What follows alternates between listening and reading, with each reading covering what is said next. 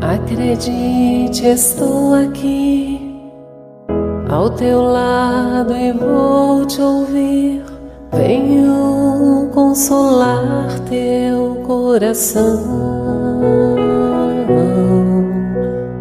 Fale-me do teu sofrer, busque a mim, basta querer. Posso restaurar a tua vida. Aleluia, aleluia, aleluia,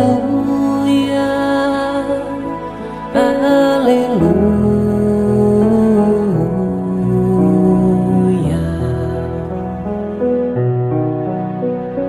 Homens fracos, creio em mim, toda dor há de ter fim. Sou de Deus e trago a luz ao mundo. Todo pranto há de secar, a esperança vai brotar. Sinta minha presença em tua vida. Aleluia,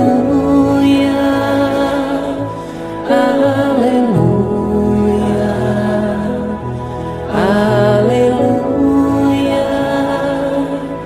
aleluia.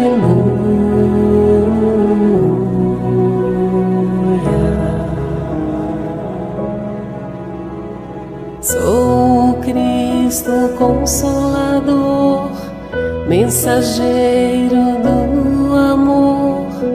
Junto a mim encontrarás abrigo. Nas tormentas e na dor, não desistas, lá estou. Trago a esperança, sou amor. Aleluia, aleluia, aleluia, aleluia.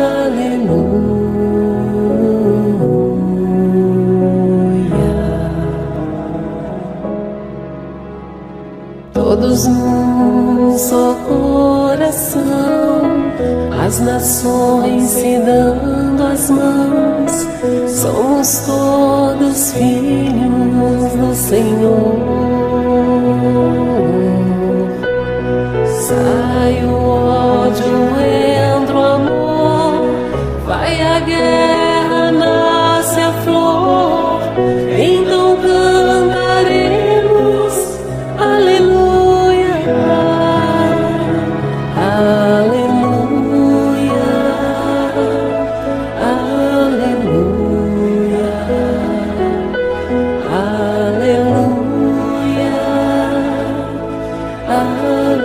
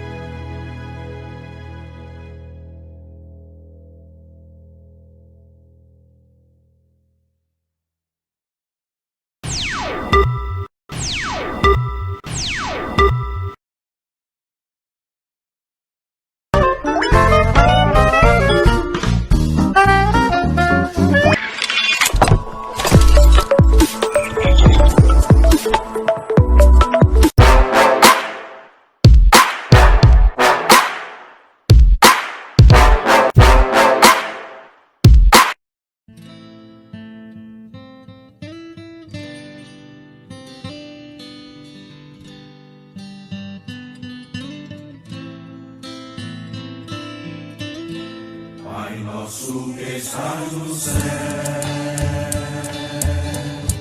ouve nossas orações. Venha a nós o reino, Deus Senhor, pois é grande esse teu amor, pra melhor te servir e louvores te dar. És a paz do mundo, és o pão da vida que alimenta a multidão. Tu perdoas a quem perdoar,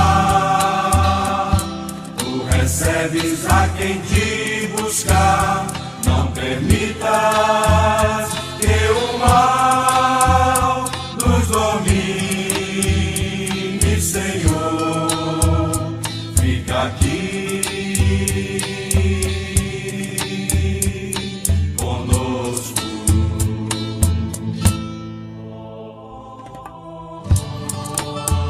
Pai nosso que estás no céu, ouve nossas orações.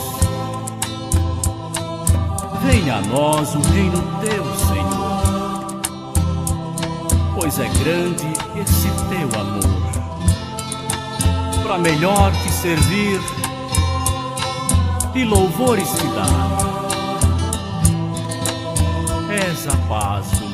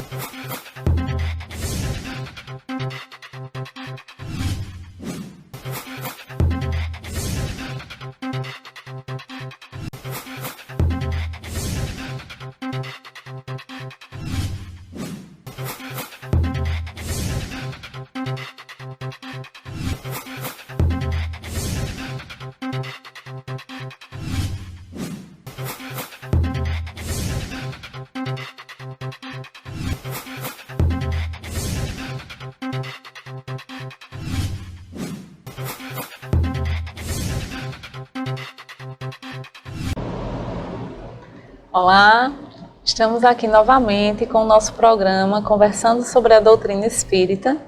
Tovar Alexandre e eu, Lucielma, diretamente do ERME. O ERME, que é o Hospital Espiritual Ricardo de Menezes, que fica no município de Santa Cruz do Capibaribe, estado de Pernambuco. Hospital que trabalha com atendimentos de ordem espiritual e também material, através dos nossos voluntários. Os nossos trabalhos transcorrem sempre aos sábados, a partir das 10 horas da manhã. Ao meio-dia nós temos a palestra e durante todo o dia os atendimentos. Aqueles que já nos conhecem são sempre bem-vindos e aqueles que ainda não nos conhecem, mas têm necessidade de um auxílio espiritual, podem se dirigir aqui ao ERME a partir das 10 horas, 10h20 da manhã, munidos de documentos para poder fazer sua fichinha e passar pelo atendimento. Nós temos médicos espirituais que através dos nossos médiuns receitistas realizam os atendimentos e, no mais, dizer que nós estamos sempre dispostos a acolher a todos aqueles que necessitam de auxílio.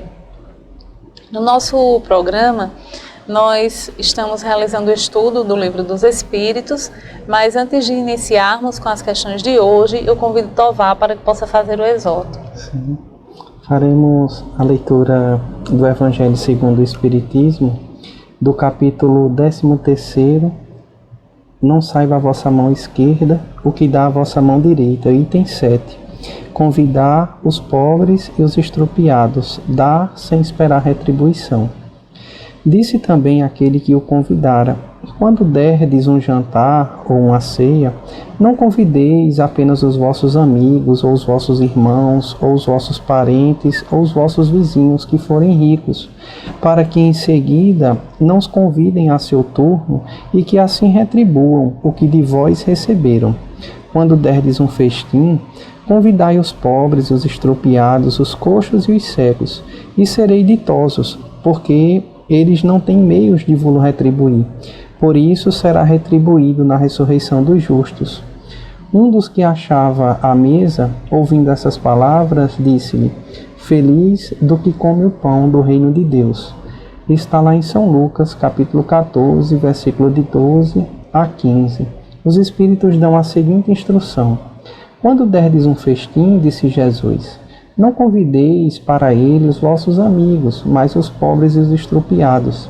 Estas palavras podem ser absurdas se tomadas ao pé da letra, mas são sublimes se lhes buscamos o entendimento do Espírito. Não é possível que Jesus haja pretendido que, em vez de seus amigos, alguém se reúna à mesa com mendigos de rua. Sua linguagem era quase sempre figurada, e para homens incapazes de apanhar os delicados matizes de seu pensamento, precisava servir-se de imagens fortes, que produzissem o efeito de um colorido vivo. O âmago do seu pensamento se revela nessa proposição, e sereis ditosos, por não terem eles meios de vos retribuir. Quer dizer, que não se deve fazer o bem tendo em vista uma retribuição, mas tão somente pelo prazer de praticar o bem. Usando de uma compensação vibrante, disse: Convidai para os vossos festins os pobres, pois sabeis que eles nada podem vos retribuir. Por festins deveis entender, não os repastos propriamente dito, mas a participação na abundância que desfrutais. Isso parece a proposta dos espíritos superiores no nosso trabalho aqui no Hospital Espiritual, né? A nossa casa tem atendimentos semanais, atendemos centenas de pessoas.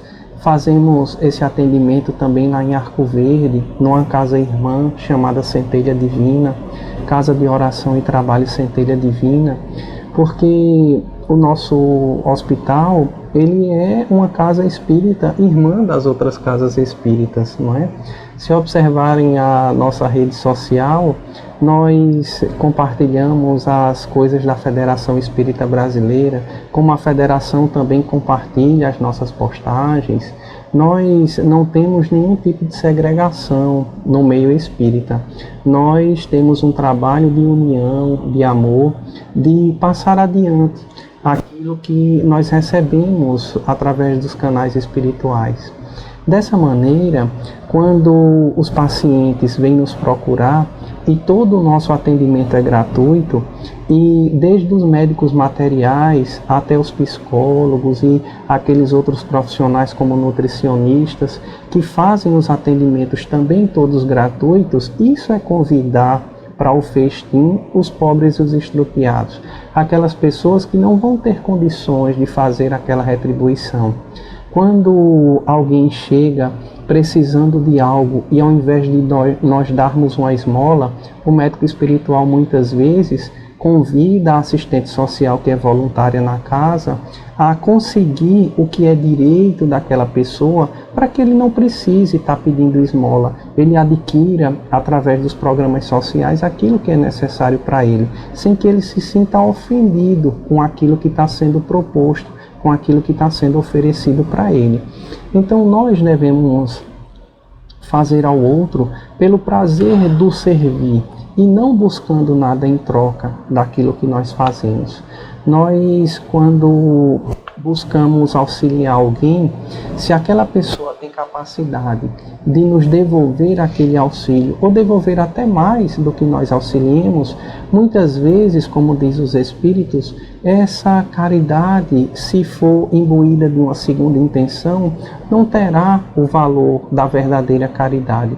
Mas quando nós fazemos por aquele que não sabe retribuir ou que não pode retribuir, assim nós fazemos a verdadeira caridade. E aí nós precisamos fazer uma distinção. Nós não estamos falando simplesmente de poder econômico. Nós estamos falando muitas vezes de uma pessoa mal educada, quando nós retribuímos com educação. E é preciso que nós compreendamos que o oferecer auxílio não significa constranger aquela pessoa com o que nós estamos querendo ou que nós julgamos ser o melhor para ela. E sim nós atendermos na medida das solicitações que nos chegam, à medida do momento que essas proposições são colocadas para nós. Então é importante que esse banquete, como diz o Evangelho, não é só de comida, não é só de bebida, não é só de questões financeiras. Esse banquete é de conhecimento, esse banquete é de tempo, esse banquete é do ouvir, é do olhar no olho, é do tratar aquela pessoa com respeito, com igualdade, sem que ele possa sentir-se ofendido por estar sendo atendido de forma gratuita ou por estar recebendo algo que naquele momento ele não pode fornecer à família dele.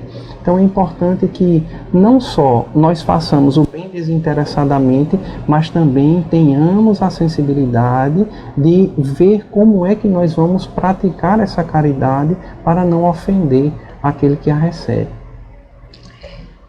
É a partir desses ensinamentos, né, dessas reflexões, nosso exórdio de hoje, que nós damos início ao estudo do Livro dos Espíritos. Nós trabalhamos com o livro 2º, capítulo 6º, que trata da vida espírita, e hoje damos início ao tópico referente às relações simpáticas e antipáticas dos espíritos, metades eternas. Trabalharemos as questões de número 291, 292 e 293. Na questão de número 291, nós temos o seguinte: além da semelhança geral de afinidade, há entre os espíritos afeições particulares? Sim, do mesmo modo que entre os homens.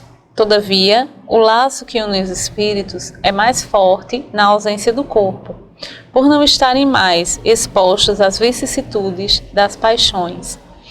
E essas afeições, né, que para nós, enquanto encarnados, já tem muitas vezes tanta força e tanta importância, ao estarmos livres do envoltório carnal, né, numa forma mais sutil e ao mesmo tempo mais intensa de percepções, né, isso se torna mais apresentado, né. É interessante quando a gente reflete sobre as leituras que faz na Revista Espírita, por exemplo, e a gente vê tantos relatos, né, de irmãos que desencarnaram e contam desses processos de reencontros, né, de reconhecimento, né, dos seus entes queridos, das pessoas a quem eles têm tanta afeição, do quanto esses momentos são fortes e são marcantes e significativos, né, independente desse envoltório material. Então, nós, enquanto espíritos que somos, né, eternos, ao desencarnar, essas afeições, elas permanecem, né? Nós não nos transformamos em outros seres a partir do momento que a gente desencarna. O nosso espírito é o mesmo, né? As nossas problemáticas, dificuldades, né? Os nossos acertos, eles continuam sendo os mesmos. A gente apenas passa a ter uma percepção mais nítida, mais clara das coisas, porque a gente perde aquele véu, né, que nos limitava a enxergar muitas coisas. Mas essas afeições, sim, permanecem, né, e a gente, inclusive, consegue, como nós veremos nas questões seguintes, superar algumas limitações, algumas questões que estão mais ligadas às questões de ordem material e às nossas vivências terrenas. Sim. Dr. Ricardo pede para que eu chame a atenção a duas questões. Tudo que você colocou, mas se nós, como você colocou, continuamos a ser a mesma individualidade, com os mesmos pensamentos, assim que nós desencarnamos, nós temos uma reflexão no seguinte sentido: se nós conservamos exatamente os nossos pensamentos, os nossos princípios, os nossos amores ou os nossos desafetos. Isso quer dizer que, se eu tenho amores e desafetos e o ambiente familiar que eu vivo é um ambiente familiar conturbado devido à minha forma de pensar, quando eu desencarno, para onde que eu vou com essa forma de pensar que perturba o ambiente aonde eu chego? Eu vou ter que ir, como você disse, para um ambiente que tenha essa afinidade de pensamento. Isso traz uma reflexão para nós.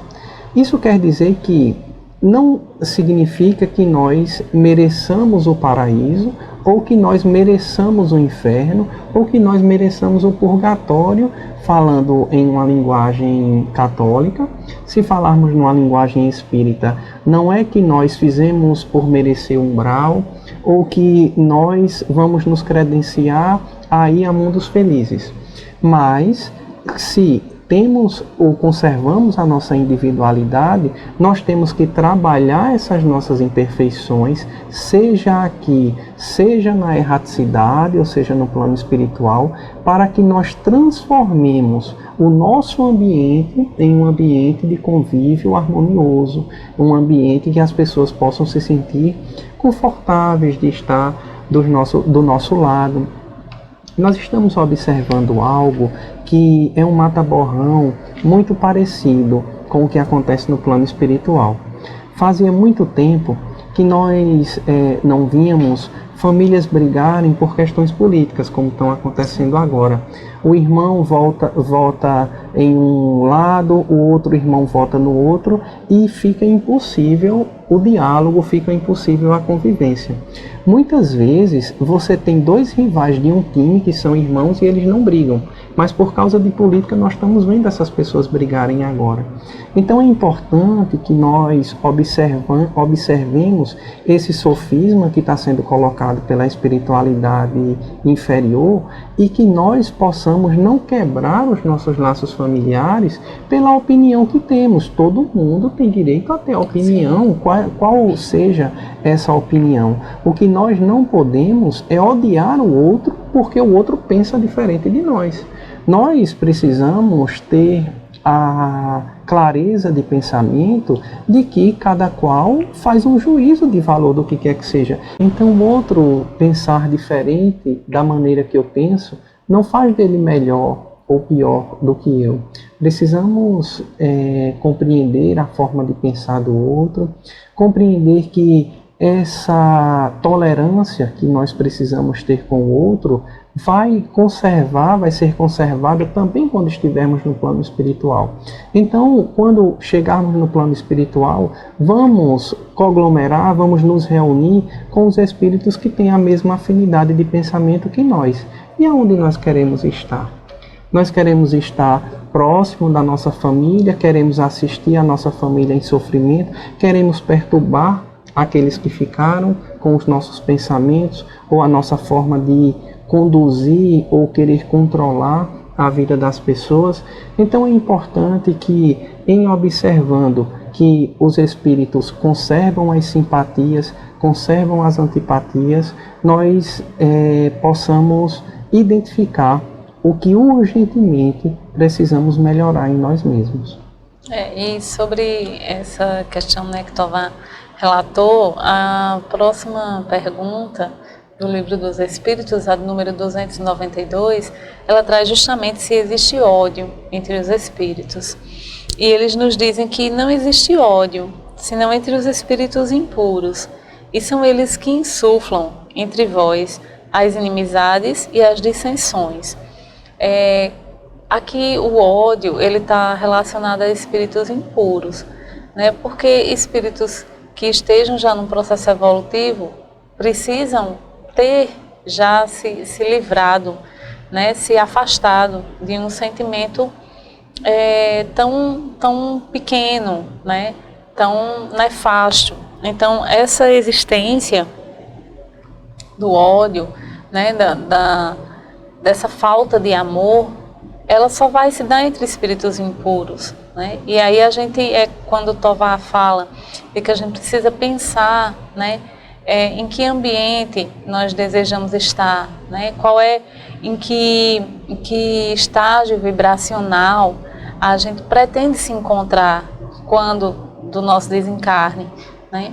E refletir desde já sobre esses sentimentos que a gente cultiva, sobre a forma como a gente lida com isso no nosso cotidiano, sobre como nós pensamos e procuramos superar esses sentimentos nefastos que muitas vezes a gente cultiva, né? Que muitas vezes a gente incentiva no outro, porque é uma palavra, né? É uma concordância, uma observação às vezes que a gente faz sobre questões que nem nos competem, mas que podem suscitar no outro esse sentimento de ódio. Então que nós não nos comportemos e não almejemos ser espíritos impuros que cultivam o ódio. Muito pelo contrário, que a gente consiga se libertar disso para que desse momento de retorno à pátria espiritual a gente possa ter uma outra condição, né? Uma condição mais suave, mais tranquila, mais harmoniosa, para que nós possamos também nos dirigir para ambientes mais agradáveis, né? De uma melhor atmosfera, para que a gente possa estar em outra sintonia, que não a sintonia do ódio, né? Do rancor, do desamor, do sofrimento. Não por acaso Jesus disse: reconcilia-te com teu adversário enquanto estás a caminho com ele. Exatamente. Então, o Cristo nos falou da imortalidade da alma em todos os ensinamentos que ele colocou. Quando ele pede para que convidemos os pobres e os estrupiados, se eles não nos podem retribuir nessa vida, quando é que eles vão nos retribuir? Claro que será na existência que teremos na erraticidade ou da próxima vez que retornarmos ao corpo físico. E o que Lucy está falando é de uma importância muito grande. Nós devemos prestar máxima atenção nas colocações que ela fez, principalmente no que diz respeito a quando vamos aconselhar as pessoas. Quantas vezes o nosso pai, a nossa mãe, o nosso tio, um irmão querido, nos deu um conselho para o bem e nós ficamos com muita raiva daquele conselho, porque achávamos que aquele conselho era contra o que nos ia trazer felicidade, que era contra o que ia nos dar prazer, e quando nós achávamos que aquilo ia nos dar prazer, nos trouxe uma decepção muito grande, nós rapidamente pensamos: se eu tivesse ouvido, não teria acontecido isso. Então, muitas vezes, nós também podemos ser interpretados por essas pessoas como nós interpretamos o nosso pai, a nossa mãe ou aquele parente querido. Então, é importante que nós demos a oportunidade das pessoas errarem. O que nós não podemos é virar as costas na hora do auxílio.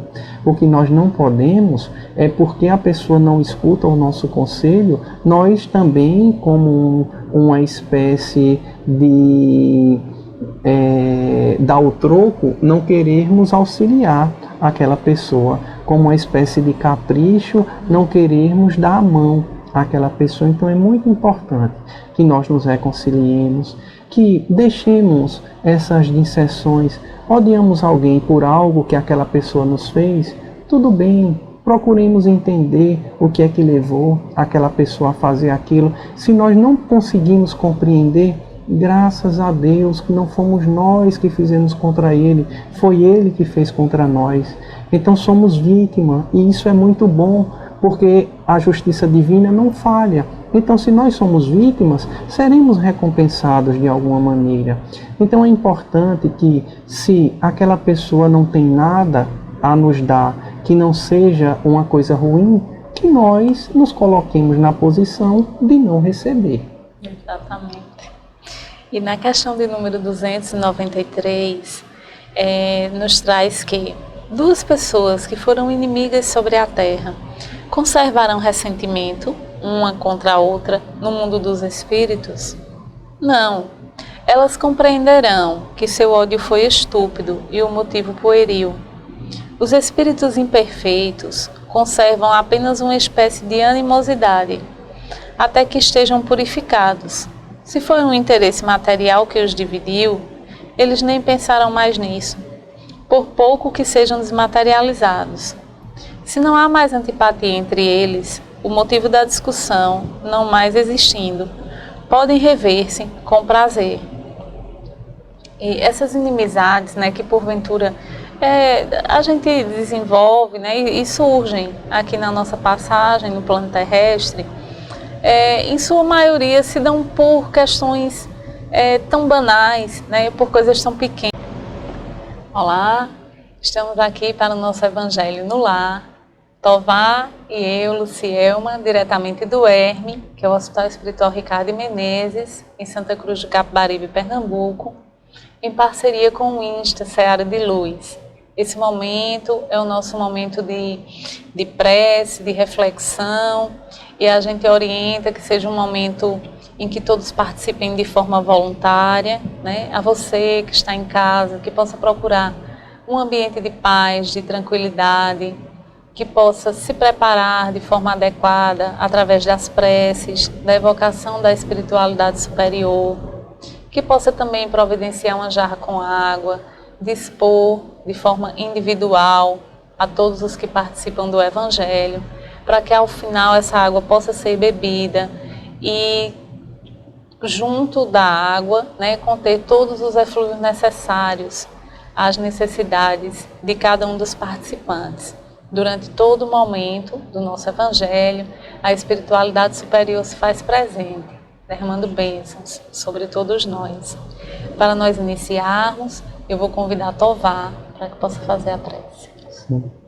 Senhor Jesus, Maria, Mãe de Misericórdia Infinita, amigos responsáveis pela tarefa do Evangelho no Lar, solicitamos a presença dos nossos irmãos superiores que possam medicar essas águas com as medicações necessárias para a nossa evolução moral, para as nossas dores físicas, para as nossas enfermidades físicas. Iluminai a consciência de todos, não só os que participam no Evangelho do Lar, mas aqueles que precisam adquirir consciência e saber o seu papel perante a família. Permanece com todos, iluminai todas as consciências, abrasai todos os corações, hoje e sempre, assim seja. Eu gostaria de fazer uma breve consideração a alguns amigos que devemos perdoar, às vezes com o coração angustiado, ferido por alguma coisa. Nos dizem que colocar as águas não é uma boa ideia, porque essas águas podem ser contaminadas, mas essa questão é uma questão superada. No Livro dos Médiuns, Kardec pergunta se os espíritos podem, querendo, colocar uma gota de veneno no nosso café ou no nosso chá. E os espíritos respondem que isso não é permitido. Além do que, tendo um horário específico, tendo um dia da semana específico, começamos isso com a fé, com a prece fervorosa. Aqueles espíritos que são responsáveis por estar nos evangelhos no lares não permitirão que essas questões aconteçam. Então é importante que possamos ter harmonia nesse momento, como Luci já disse de diversas maneiras. Isso não pode ser uma imposição, participa apenas quem quer, mas que todos que estejam reunidos no Evangelho no Lar possam estar de bom grado, possam estar felizes, com o coração aberto para o aprendizado e compreendendo que o Evangelho que está sendo lido aqui não é um apontamento para o defeito de quem quer que seja. É uma reflexão, primeiro para quem está lendo e depois, talvez, para quem esteja escutando. Exatamente. E é a partir daí que a gente faz a nossa leitura de hoje. Nós estamos trabalhando o capítulo 3, Há Muitas Moradas na Casa de Meu Pai. Sobre os últimos evangelhos, a gente vem tratando dos mundos de expiações e de provas, e hoje a gente trabalha o último tópico referente a eles. Nesse tópico nós falamos sobre a Terra, que nos traz o seguinte: consequentemente, oferece um dos tipos de mundos expiatórios, cuja variedade é infinita, mas revelando todos como caráter comum o servirem de lugar de exílio para espíritos rebeldes à lei de Deus. Esses espíritos têm aí de lutar, ao mesmo tempo, com a perversidade dos homens e com a inclemência da natureza. Duplo e árduo trabalho, que simultaneamente desenvolve as qualidades do coração e as da inteligência. É assim que Deus, em sua bondade, faz que o próprio castigo redunde em proveito do progresso do espírito. Santo Agostinho, Paris, 1862. E num trecho tão direto, né, tão breve, mas que nos fala sobre a nossa Terra, né, sobre o planeta que ora habitamos e sobre o quanto Deus é bondoso e maravilhoso por nos propiciar, mesmo num momento de castigo, né, que o Deus é bondoso e amoroso, mas também é nosso Pai que nos ajuda nas correções, né, no desenvolvimento e na nossa evolução. E nos propicia a possibilidade de progresso, de aprendizado, não é? Então, quando aqui traz que é desenvolver as qualidades do coração e as da inteligência. Então, essa nossa existência, essa nossa vivência, ela nos traz possibilidades infinitas, né, para que a gente possa trabalhar diversas questões. Então, a Terra, como um mundo ainda que a gente possa dizer assim, de provas e expiações, não é? Em que a gente ainda encontra muito sofrimento, é um campo fértil para o nosso aprendizado, né? Para o nosso desenvolvimento. E que essas palavras de Santo Agostinho nos soem, nos tragam toda essa compreensão, esse esclarecimento, para a gente perceber que a cada dificuldade que a gente encontra, que a cada percalço desse caminho, é algo que pode nos impulsionar à frente, fazer com que a gente reflita e dê um passo adiante, superando esses obstáculos que ora nós encontramos. Sim. Quando Kardec pergunta aos espíritos, ele pede detalhes a respeito dos mundos de provas e expiações, e os espíritos dizem: o que te direis do mundo de provas e expiações que já não conheçais? Não é?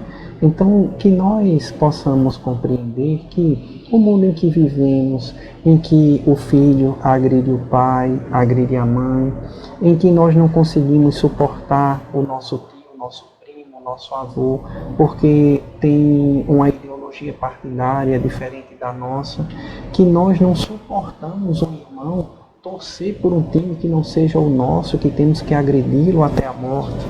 Então, o mundo de provas e expiações é esse mundo conflituoso que nos traz a responsabilidade de trabalhar essas más inclinações que temos dentro de nós. Porque os mundos superiores, os mundos de regeneração, os mundos felizes, eles não são lugares que foram preparados para que pessoas eleitas possam frequentar, porque nós conservamos a nossa individualidade quando desencarnamos. Então nós precisamos nos melhorar para que transformemos onde nós estivermos num lugar melhor. Então, se nós queremos um lugar calmo, nós precisamos ser pacientes. E a paciência nós não podemos comprar na farmácia, não é algo que nós conseguimos através dos livros. A paciência é algo que nós conquistamos através do entendimento que temos da dificuldade das outras pessoas de perceber as diferenças que existem entre nós e elas. E quando nós percebemos que existem diferenças e que nós precisamos dar ao outro, inclusive, o direito de errar, então nós adquirimos a paciência, porque nós aguardemos que aquela pessoa erre para que nós possamos estender a mão no momento oportuno, para que não possamos parecer que nos comprazemos com a queda dela.